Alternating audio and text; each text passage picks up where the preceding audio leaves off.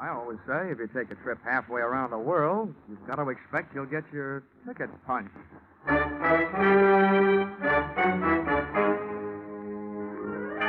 This is another in the adventures of America's fabulous freelance insurance investigator, Johnny Dollar.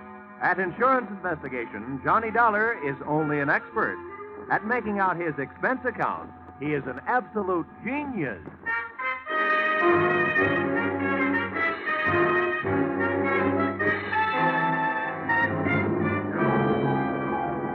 Expense account submitted by Special Investigator Johnny Dollar to the Constant Sun Trading Company, Cairo, Egypt. And may I say, this is an unexpected pleasure.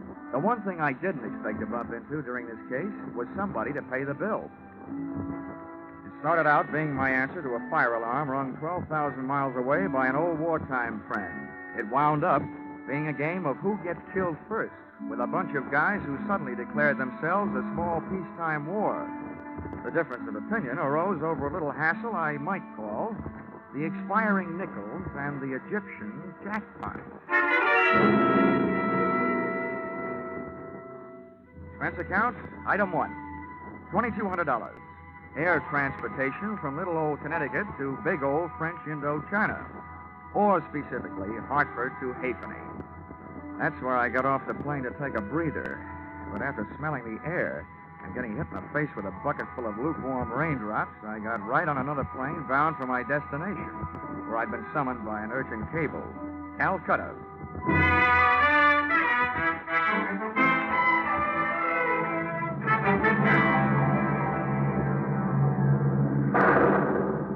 We took off on instruments in the downpour of a drenching monsoon.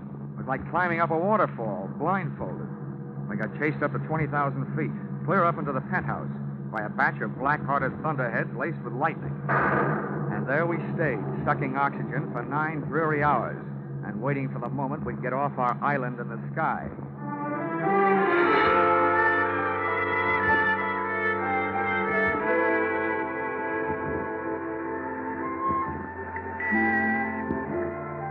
Expense account, item 2, 3 rupees. Transportation from airport to the address of old friend who had summoned me. A place you'd never expect to find trouble. In church. And what a church. 2 Quonset huts on Chowrangi Road. A couple of dozen wooden benches, a retired USO Hammond organ, and, most important, its pastor. A guy I'd met when I was calling the CBI Theater my home away from home, Chaplain Joe Blessing. Johnny, it's good to see you. Long time, Joe. Too long. Well, you haven't changed a bit since you were passing out those SL slips to unhappy GIs. So you did decide to stay out here after all. Yeah, I decided the East Indian brand of soul needed a little more saving than the kind I used to know back in Magnolia, Tennessee. Now, come on in the office, Johnny. It was good of you to come right over. You must be wondering why you did. Well, your cable did start a worry or two, Joe. You know, when an ex-soldier gets the trouble call from a chaplain, something's really wrong. What's up? Sit down. Johnny, tell me, how'd you like to do some work in my department? Wait a minute. I wouldn't know where to start. I'm asking you to save a man's soul and to save another man's life while you're doing it. Why me, Joe? Why did I ask you to come all the way from Hartford, Connecticut? Well, Johnny, the ways are devious. There wasn't time for me to do anything else.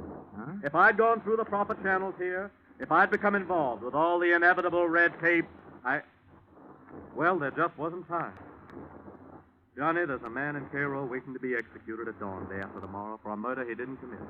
And here in Calcutta is a man who not only witnessed that crime, but has in his possession the evidence that can save that man from swinging. Uh-huh. Now, who is this man on the flying rope end? Lionel Brooke Nichols. He's the president of a vast enterprise called the Constant Sun Trading Company. Now, Johnny, I wasn't ignoring the fact that you work for a living.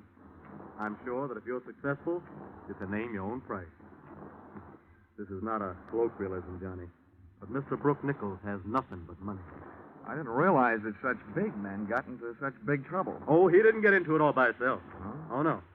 No, this particular big man had the bad luck to have a fun-loving cousin who'd like to see him out of the way, and the faster the better. Name of? Miles Atkinson. He must be some sort of big wheel in the Egyptian government. That's all I know about him. Except that to gain control of the Constant Sun Company, he would move heaven and earth to see Brooke Nichols dead. Well, I don't care what he does with the earth, but I guess I can't stand by and let him mess around with your heaven. Now, let's get down to cases. What about this dude here in Calcutta, the witness with the evidence? Well, his name's William Briggs. He's a very sick man, Johnny. Mm-hmm. Knowing that he might die soon, and it looks like he might. He's had a sudden rush of conscience for the mouth. He wants to talk. Evidently, he's decided that since it's too late to save his body, he'd better do a quick job on his soul. And I nurse him to Cairo, is that it? No. I'm sending a young assistant of mine who'll take that job off your hands. I think you'll like him, Johnny. Now, I want you to get Briggs to the right officials. Arrangements have been made for an ambulance to meet you in Cairo, and, well, we've chartered a cargo plane to take you there. Now, the pilot says he can get you there by tomorrow night. Well, I spent so much time in the air getting here that it shouldn't make any difference, but why a cargo plane? Why not a passenger plane? They have nice soft seats. Well, Johnny, the airlines refuse to transport a leper.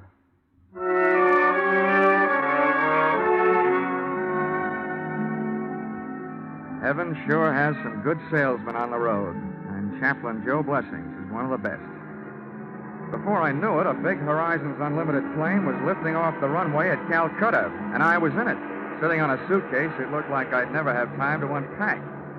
The invalid Briggs was forward, being bedded down under the gentle hand of Chaplain Joe's assistant, Frankie. Well, that is done. And I give up me Saturday afternoon at Belmont Park for this. You're in luck, Frankie. Think of all the losers you missed betting on. Mr. Dollar, you have the philosophy of a man who has never enjoyed the exquisite thrill of losing his last $2 upon a horse who was retarding the improvement of the breed. Young man, you've never heard of the Bluegrass branch of the Dollar family?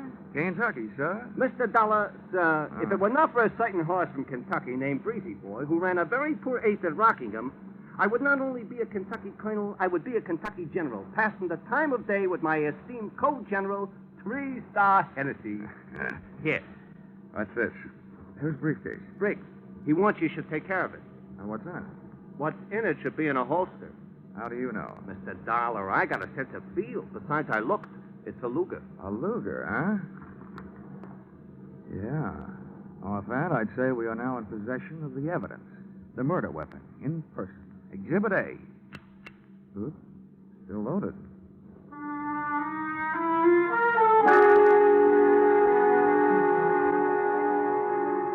With Exhibit A making an arsenal out of my right coat pocket, we touched wheels at Bombay for 3 hours and fuel, and then hiked back up for the run across the Arabian Sea.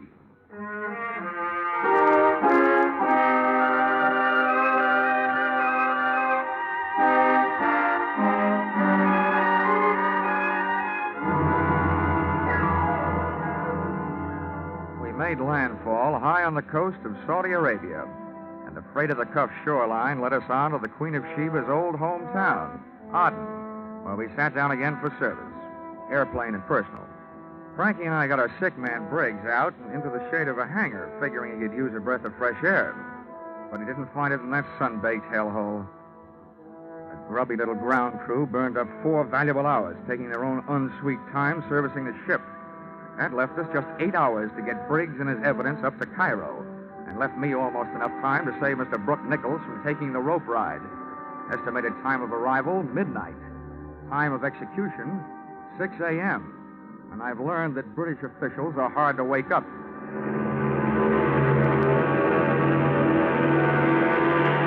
The pilot stood the ship straight on its tail and made a fighter takeoff, getting out of there. We were 40 minutes out of Aden, about 5,000 feet above the Red Sea, when we ran into what I've learned to expect in my business, the unexpected. Hello. Could either of you gentlemen tell me where I pay my fare? Well, where did you come from? Hey, a walk-on like this I have not seen since Minsky. It's all right, gentlemen. You can pop your eyes back in. You've seen a woman before. Oh, I've never scooped one up out of the sky before. Could it be she's an angel? What are you doing here? I'm afraid I'm what you'd call a stowaway. How'd you get aboard? When the plane was empty, I locked myself in the powder room. I'm sorry I had to do it this way, but I have to get to Cairo immediately. The next airline flight doesn't go out till 11 tonight. I should write to the captain and have him turn around and dump you back. Please don't. I'm perfectly willing to pay my way. Don't worry. We can't spare the time. Mr. Dollar, there are only certain things which make air travel a pleasure to certain people. With me, that is a stewardess, and I would be glad to brief her about her duties. You go check the patient, Frankie. I'll check Miss Stowaway. That's what comes from always being only an assistant. I noticed that poor man on the stretcher when you took him out. Who is he? Never mind. What's your name? Fate Fabian. What's so important you've got to get to Cairo this way? Sorry, Mr. Dollar, that's a secret. It's also a secret how you get into that tight little dress you're wearing. I'm glad you like it. A dress, yes. Secrets, no. When I find myself in an airplane with a stowaway, I smell trouble. That trouble you smell costs $85 an ounce. Now, listen, save your sharp talk for a cocktail lounge. Don't waste it here. You must think I'm kidding. This is serious. You're flying across international boundaries. Now, who are you? I told you. Fate Fabian. Here. Here is my passport, and here is money. How much? Okay.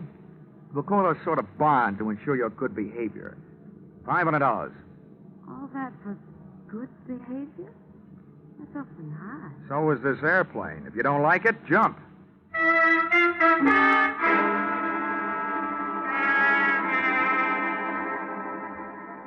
She didn't jump.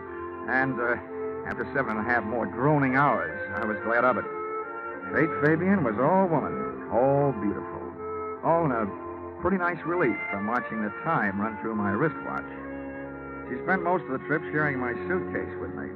But once I looked up at her, when she was silhouetted against a window, posed against that moonstruck Egyptian sky. And it was almost worth the trip, the way she looked, wearing those stars in her hair. Just about then, a vague glow on the horizon took over where my conscience left off. We were coming into Cairo, and the problem of landing 50,000 pounds of airplane replaced the problem of landing 120 pounds of woman.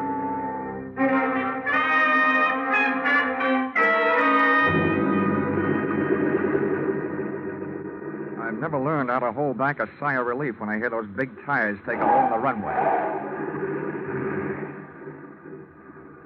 And I sighed another one when I saw an ambulance standing by at the parking ramp. By the time the loading platform was pushed into place and the door opened, the ambulance was backed up, ready to receive Briggs. Oh, are you the chap bringing a Mr. Briggs in from Calcutta? Yeah, that's right. Never mind the stretcher. He's on one. Oh, right, sir. We'll fetch him off then. Come along, Roscoe. Come in. You all ready to go, Frankie? Mr. Dollar, watch your language. That is not the thing to say about Mr. Briggs. But he will look at home in that ambulance. Now then. Oh, congratulations upon the trip, Governor. Thanks. Take the other end, Roscoe. We'll hoist the poor chap out of it. All right, here we go now. Hey, I'd better check with the pilot, Frankie. Give these guys a hand, will you? They may need it getting down that ramp. Anything that moves me toward the end of this is a pleasure. Easy now. You want me to help lifting him in? Hey, Mr. Dollar, these guys ain't just plain ambulance drivers.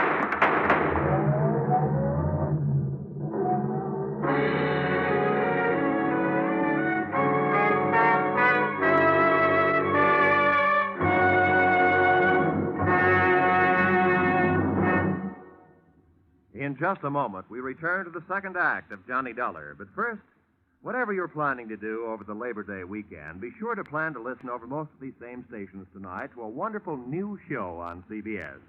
It's Horace Height's original Youth Opportunity Show, a full half hour of fun and excitement.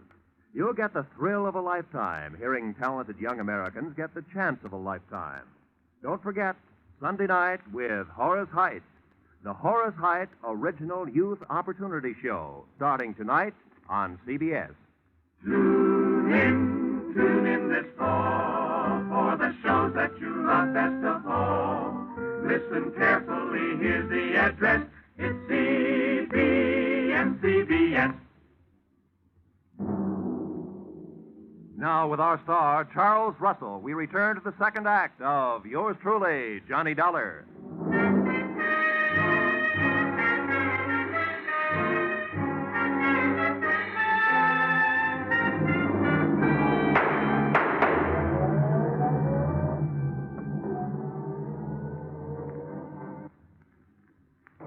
I had made 4 steps toward the cockpit when I heard Frankie yell, and a half a step back toward the door when I heard the shots. By the time I got to the top of the ramp, the ambulance was about 20 yards away. And pitted against that distance were two overlapping thoughts. One, the way to stop, or at least slow it down, was to puncture the rear tires. Two, the tool at hand was that loaded Exhibit A Luger that should have been in my pocket. It wasn't there. I looked around, didn't see it.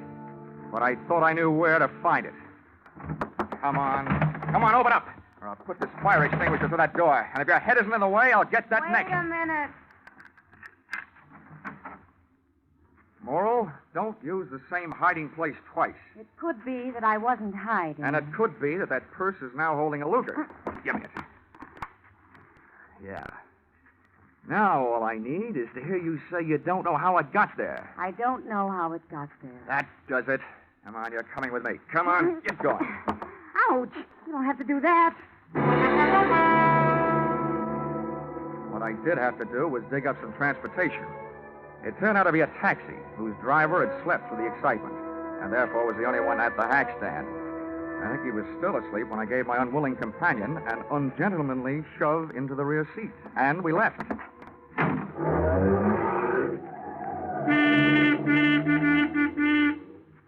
Nobody in full control of their faculties could drive the way he did. He knew he had a horn, but somebody had forgotten to tell him about brakes. All I had to go on was the direction in which that ambulance had taken off, straight toward Cairo. So that's where we went, straight toward Cairo. Come on, whatever your name is, sit up and start your story. My name is Fate Fabian. That I couldn't be less interested. What I want to know is where those friends of yours take Briggs and Frankie. I have no friends. I can believe that. Whatever those thugs are, where are they? I don't know what you're talking about. Now, don't be coy. You and those mugs in that ambulance add up, that's all. Doesn't take any brains to figure out what you're all working for the same guy. What same guy? Miles Atkinson. The guy that's trying to keep witness Briggs and his evidence from saving Brooke Nichols from hanging about 5.5 hours from You're now. being stupid. Maybe so. All I know is somebody got away with a witness, and I find the evidence sharing your purse with your eyebrow I found pencil. it on the plane. Somebody must have dropped Oh, it. don't give me that. You can probably recite the serial number. Okay. You wanted the murder weapon? I'm going to be a real nice guy, just long enough to give it to you. And then I'm going to give you to the police. They have a nice little game they play with combinations like that.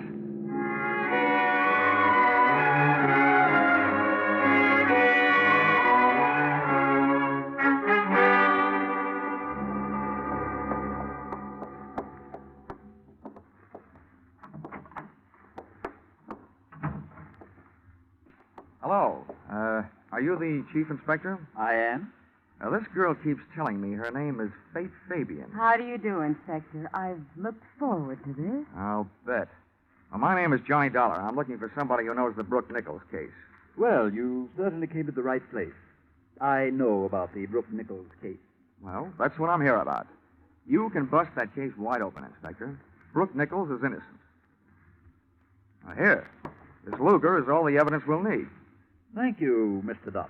Oh, one thing you'll still have to help me find, though, is a man named Briggs. He was an eyewitness to the murder.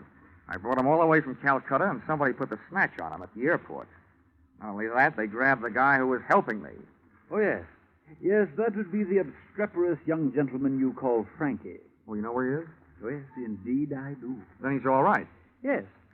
If you could call a man all right when he's just been arrested for the murder of Mr. Briggs.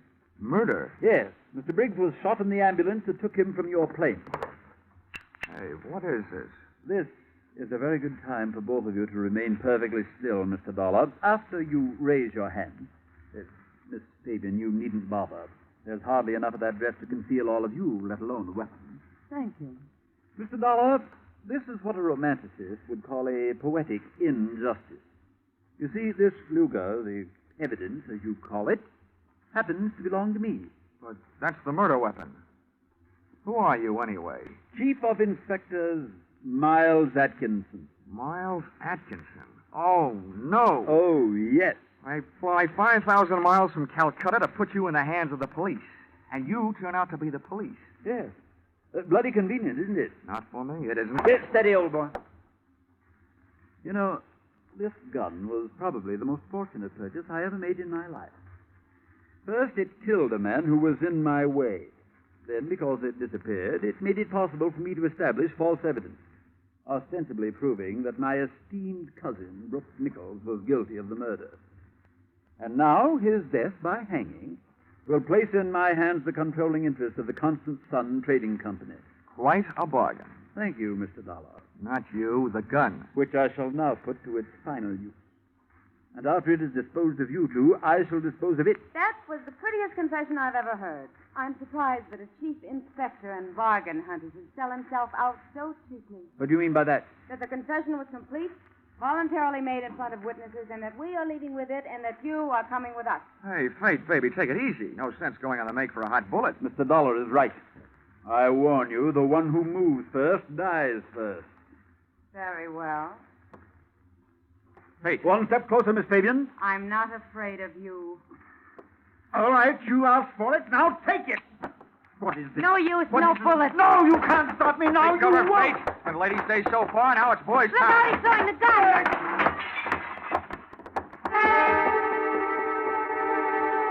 He did throw the gun, but not at me. At the single light fixture in the middle of the ceiling. And when that went out, so did Atkinson. Out through the door. And the case was on. He was no dope. He knew where the light switches were, and as he went racing past them, he switched them off. It was like night flying without the benefit of carrots in my diet. Chasing him down those long, empty, echoey corridors and up the stairs to the roof. At the door to the roof, I threw on our brakes by throwing an arm around Fate. She was soft, and it was dark, but I was scared. I figured Atkinson might have picked up a weapon on the way. And that turned out to be an underestimate. What he had picked up was a fire hose.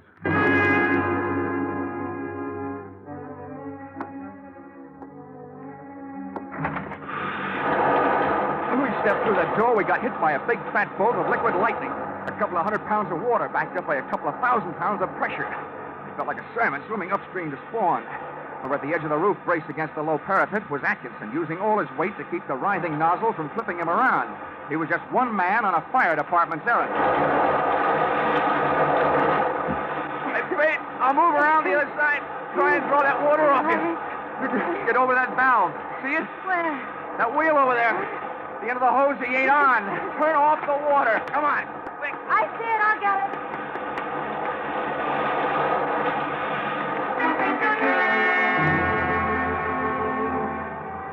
Instead of dropping away to a dribble, the hose suddenly snapped its muscle up to its hardest as a driving surge of water went through it. And before Atkinson could get himself untangled from the canvas and rubber snake, it snapped him over the parapet, off the roof, and high into the night. Hey, Fate! Turn off that water!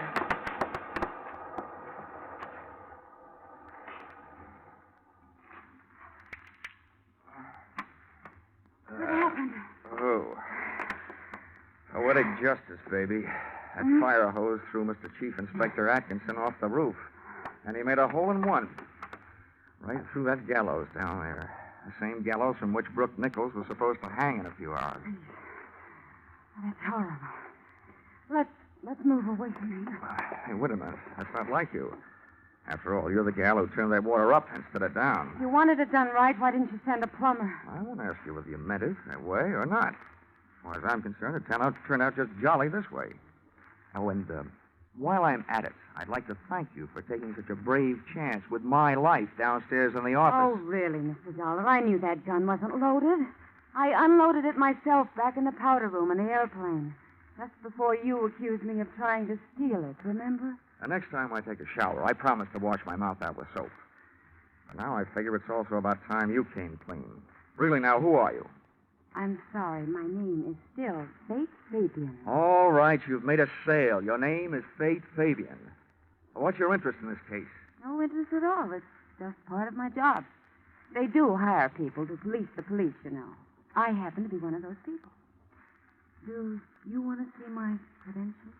Your credentials look all right to me, baby.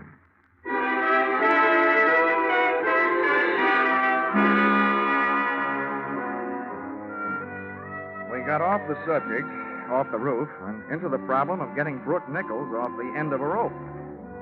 After going through those motions, and that gal made all the motions, including retrieving young Frankie from the pokey, I kissed Faith Fabian goodbye, just for luck. And receiving no interest on that investment, we headed back to the airfield.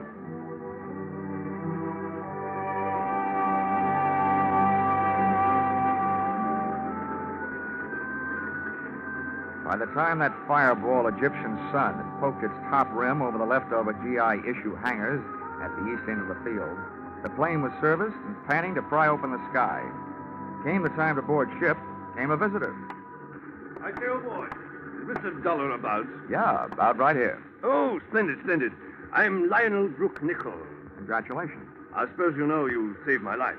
Yeah, with a lot of help, yeah. Well, I should like to make it up to you somehow. Is there anything I can do? Well, besides paying my expenses. Oh, naturally, naturally. Send your chit to the Constant Sun Trading Company. You'll be paid post-haste. But beyond that. Well, could do something for the guy who got me out here. Back in Calcutta, I have an old army buddy named Chaplain Joe Blessings. He runs a church. Oh, splendid, splendid. Perhaps I could donate a stained glass window or anything you suggest. Did you say anything? Yes, anything. Okay. Well, look, Chaplain Joe Blessings doesn't need a stained glass window because he hasn't got any place to put it. What he does need is a new church, a real one with steeples and all that. Oh. All right, then. Very well. Done.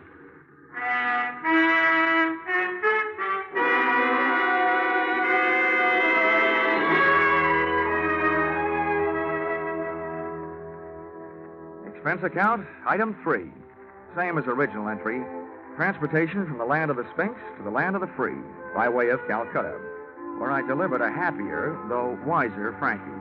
Received the blessings of Chaplain Joe Blessing, and ordered a custom-made lightweight pearl-handled blackjack in blue suede, and inscribed, to Faith Fabian, with the hope that you will never fail to supply the black to go with this blue. Love, J.D. Well, I guess that's all. Oh, expense account total. Oh, wait, there's one more. Expense account item 4, $10. Paid to Cassidy's Pawn Shop, Hartford, Connecticut, for purchase of one Hawk Air Medal. After all that flying, I thought I deserved one. Now, expense account total, $5,350.40. If you don't think the founder of your company is worth that, kindly suggest someone who might. Yours, truly, Johnny Dollar.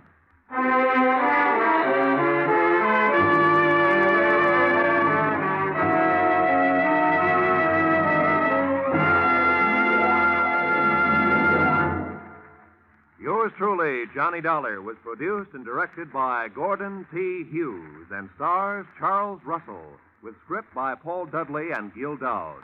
Featured in the cast were Georgia Ellis, Jack Edwards, Parley Bear, and Paul Dubov. The special music is written and conducted by Leith Stevens.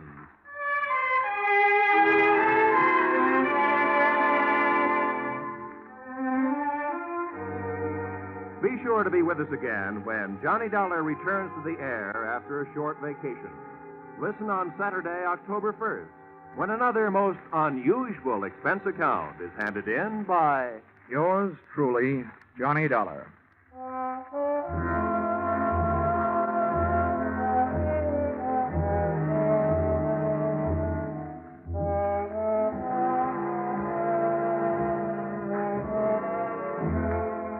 Next week at this time, on many of these same stations, Eve Arden will bring you the madcap adventures of America's favorite schoolmistress, our Miss Brooks.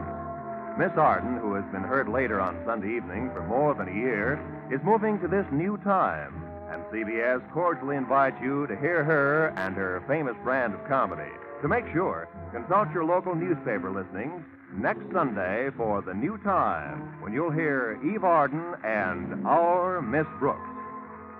Now, stay tuned for Your Hit Parade on Parade, which follows immediately over these same CBS network stations. This is Roy Rowan speaking. This is CBS, the Columbia Broadcasting System.